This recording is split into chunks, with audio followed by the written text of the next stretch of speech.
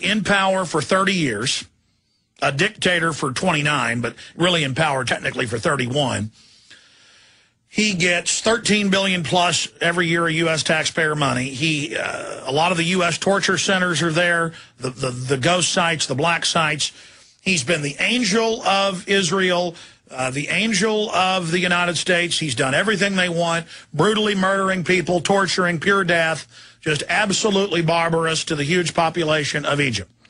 Then you've got the Arab Brotherhood, going back to British intelligence, and then after they lost control of the Middle East during World War II under Hitler, and then under CIA control after that. This is not even my opinion. I mean, you know, we reserve judgment until Friday night on this, but we did have guests on who said this could be the case, where they're flushing another one of their minions down the toilet.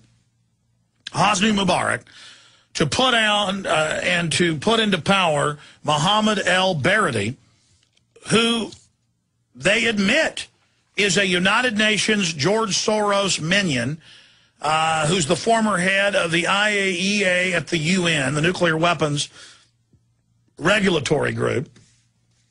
And I've got the whole breakdown on him. Director General, the International Atomic Energy Agency, New York Law School, CIA trained.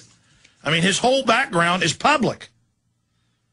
And he shows back up the week before all this starts in Egypt and starts going around saying, I'm ready to be your leader. And it turns out the Egyptian military is bought and paid for by the U.S. and Israel. This is on record. And is basically standing down, unless they try to burn some of the museums, are standing down while the people run around and loot. And here's the London Telegraph. Egypt protest. America's secret backing for rebel leaders behind uprising. Continues. Egyptian opposition leader calls on Mubarak to leave today. And who is that? This is the new puppet, the UN puppet. Because there's one thing Mubarak hadn't done. He refuses to force sterilize people.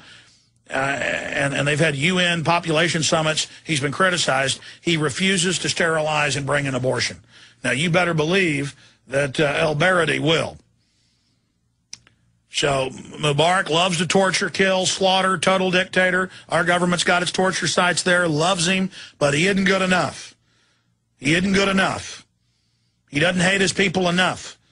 And so Mohammed el-Baradei, the Pied Piper of Egyptian revolt, Paul Joseph Watson, that's from Friday, his report up there. And, of course, on Friday he also reported on the George Soros connection. But now Axelrod's bragging that el-Baradei is their man.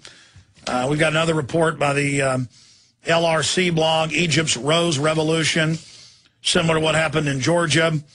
There's another report here. Egypt is another Soros color revolution. Soros, of course, funded rebellions and takeovers all over Eastern Europe and into Central Asia on the belly of Russia.